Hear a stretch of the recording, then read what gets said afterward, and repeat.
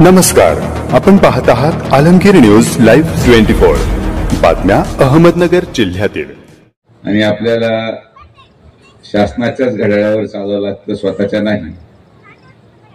त्यामुळे आजच्या या महायुतीच्या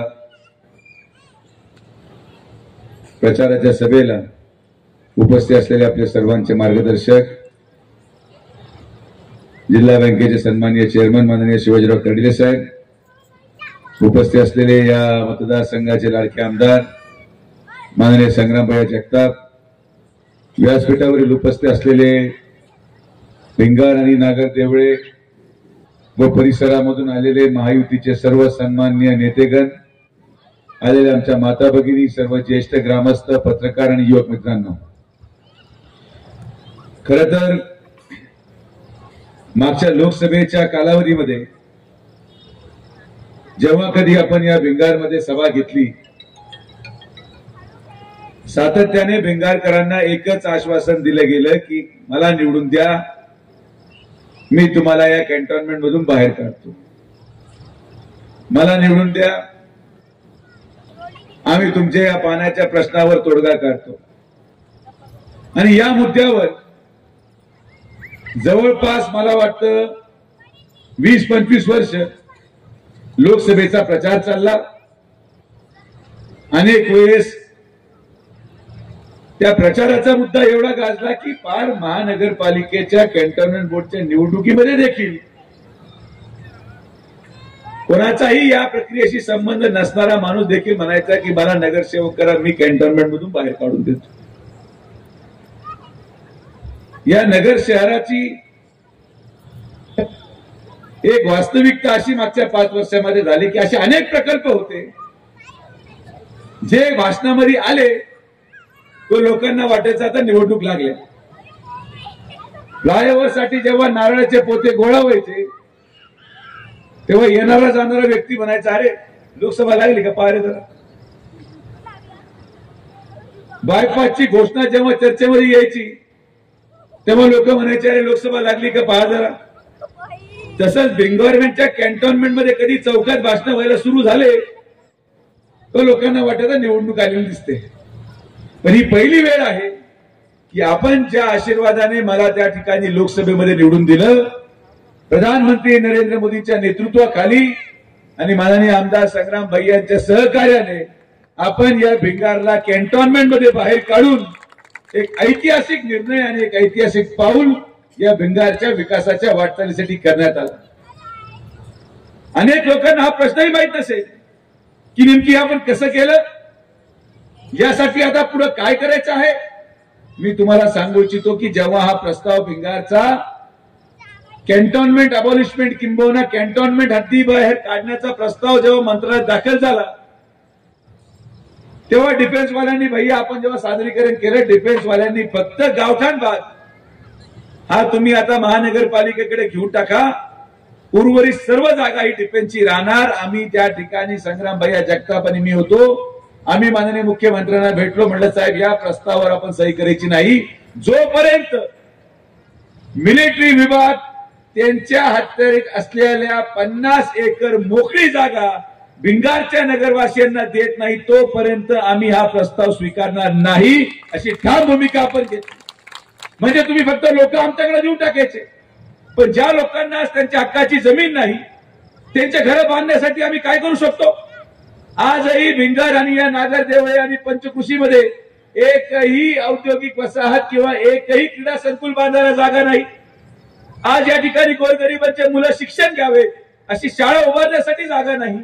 प्रधानमंत्री आवास योजनेच्या माध्यमातून या परिसरामध्ये असलेल्या गोरगरीब नागरिकांना आम्हाला जर घरकुल द्यायचं असेल तर त्याला जागा नाही, आणि म्हणून आम्हाला 50 एकर मिलिटरीच्या मालकीची जागा या कॅन्टोन्मेंटच्या माध्यमातून द्यावी, आणि तरच आम्ही भिंगारकर आणि तरच आम्ही या परिसराचे नागरिक या प्रस्तावाला स्वीकार करणार। आणि मी तुम्हाला खात्री देतो की जर खरंच या डिफेन्सच्या हद्दीमधून सर्वसामान्य नागरिकांसाठी कोणी जमीन काढून आणू शकतं तर तो फक्त खासदार डॉक्टर सुजय विखे पाटील, दुसरं कोणाचा अर्थ नाही।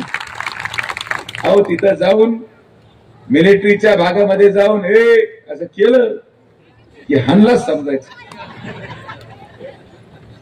कधी जर चालतं की तुला भाषण करणं आणि तावामध्ये बोलणं फार सोपं असतं. विनम्रता हाच या गोरगरीब माणसांच्या प्रश्न सोडवण्यासाठी सगळ्यात मोठा पर्याय आहे.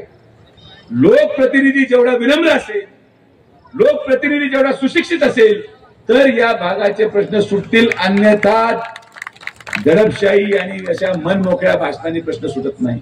बोलायला पैसे लागत नाही हो, हे आम्ही करून दाखवलं.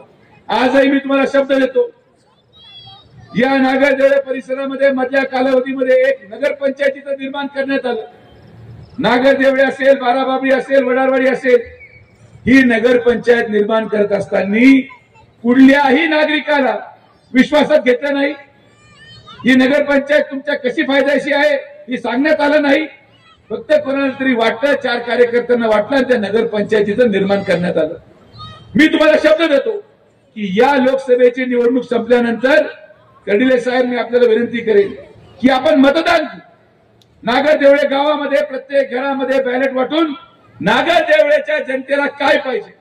तुम्हाला स्वतंत्र नगर परिषद पाहिजे, तुम्हाला भिंगार आणि नागरदेवळे एकत्रित नगर परिषद पाहिजे, तुम्हाला भिंगार स्वतंत्र पाहिजे, अशा या परिसराच्या नागरिकांनी मतदानाच्या माध्यमातून तुमचं भवितव्य ठरवायचा अधिकार आम्ही या लोकसभेनंतर तुम्हाला देणार आहोत. हा तुमचा प्रश्न आहे, तुमचा भाग आहे. तुम्हाला जर वाटत असेल की मला ग्रामपंचायत नको, तुम्ही मतदान टाका. तुम्हाला वाटत असेल की नागरदेवळ्यामध्ये स्वतंत्र आमची नगर परिषद पाहिजे, तुम्ही मतदान टाका. तुम्हाला वाटत असेल की वडारवाडी, बाराबाबरी यांनी अगोदर जे झालेलं असेल ते तुम्हाला योग्य वाटतं, तुम्ही मतदान टाका. पण शेवटी जनमतातून, जनमानसातून विचारल्याशिवाय हे प्रश्न सुटणार नाही. आणि म्हणून जर आपण एकत्रित राहिलो, नागरदेवळे आणि भिंगार अहमदनगर महानगरपालिकेमध्ये आज समावेश करण्याचा प्रस्ताव जरी दाखल झाला असेल, तरी जर भिंगारकरांना स्वतंत्र नगर परिषद पाहिजे तर ते संग्राम जगताप आणि सुजय विखे तुम्हाला देणार, शब्द तुम्हाला देतो. ही आमची जबाबदारी आहे.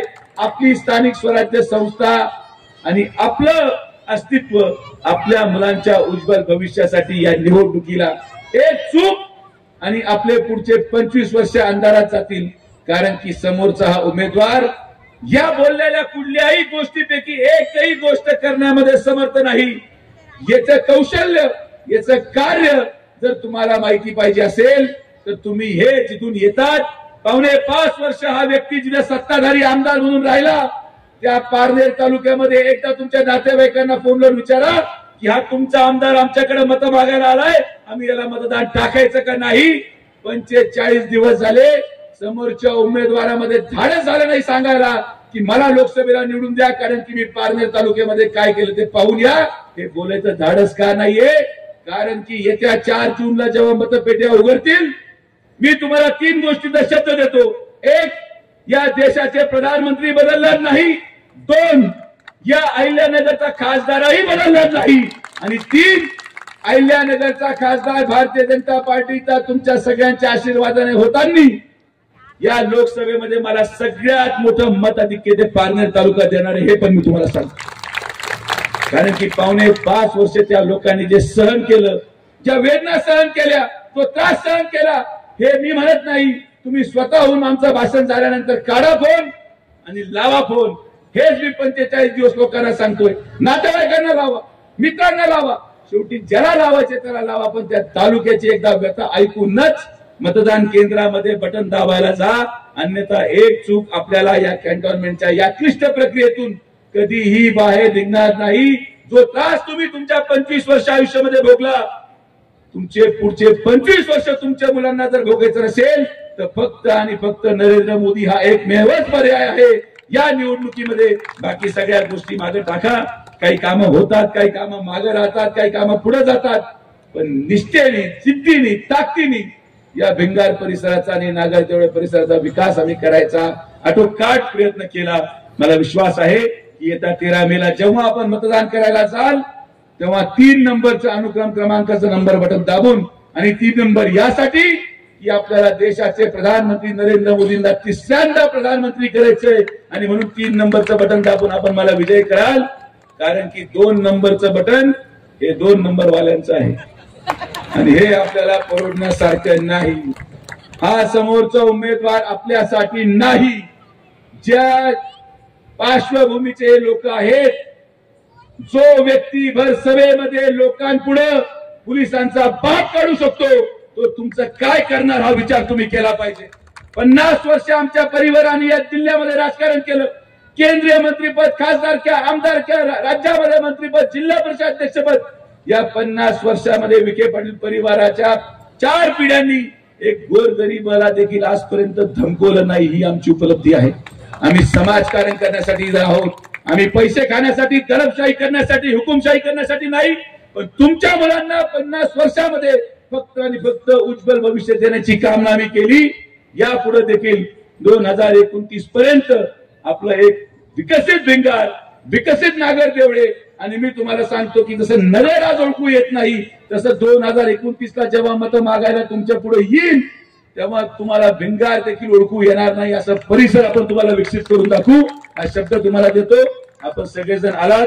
आपले सगळ्यांचे मनापासून आभार. यायला थोडा उशीर झाल्याबद्दल परत एकदा दिलगिरी व्यक्त करतो आणि थांबतो. जय हिंद, जय महाराष्ट्र, जय श्रीराम.